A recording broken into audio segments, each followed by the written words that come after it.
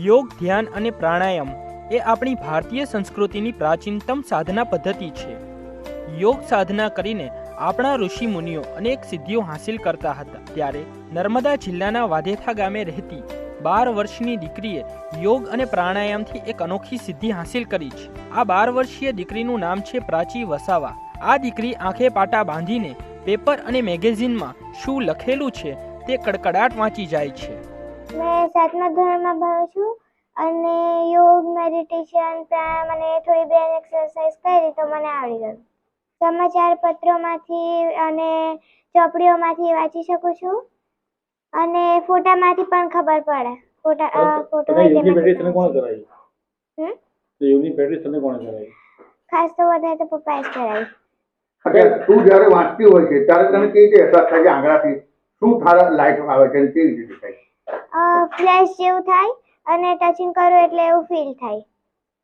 હમણાં એકદમ એટલી બધી વધારે પ્રેક્ટિસ નથી થઈ એટલે થોડા નાના અક્ષર વાંચવામાં પ્રોબ્લેમ થાય છે, પણ વધારે પ્રેક્ટિસ કરીને પણ મજા આવી એવી ઈચ્છા છે.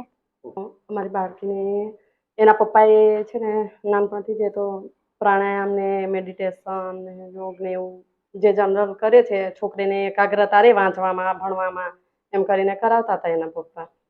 એટલે આપણે વેકેશનમાં આવી ત્યારે થોડીક બ્રેન એક્સરસાઇઝ કરાવ્યું એટલે એને આવડી ગયું. માતા તરીકે બહુ ખુશ છું.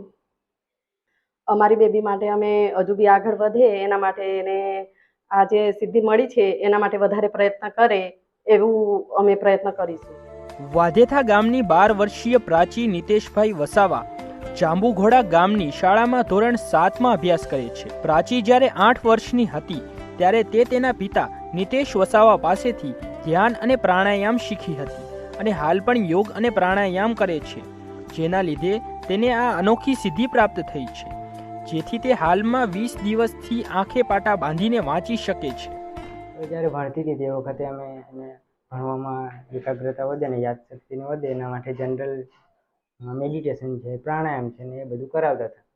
અને હાલમાં સ્કૂલમાં ભણતી હતી ત્યાર પછી એનું વેકેશનમાંથી આવી તો એને જાતે પેલું થોડુંક બ્રેન એક્સરસાઇઝને કરી તો એનાથી એની અંદર પેલી પાટા બાંધીને જોવાની ક્વોલિટી એની ડેવલપ થઈ. જ્યારે અમને કીધું તો અમે વિશ્વાસ નહોતા કરતા, કારણ કે આવું બની જ ન શકે અને જનરલ આવું કશું જોયું જ નહોતું. અને ખરેખર અમે બીજા દિવસે ચેક કર્યું તો એ વસ્તુ સાચી હતી કે એ જોઈ શકતી હતી આંખે પાટા બાંધીને. આજે અમારી છોકરી 12 વર્ષની છે અને આગળ બી એનું નામ રોશન કરે એવી શુભકામના છે. હાલ શાળામાં વેકેશન હોવાથી પ્રાચી પોતાના ગામ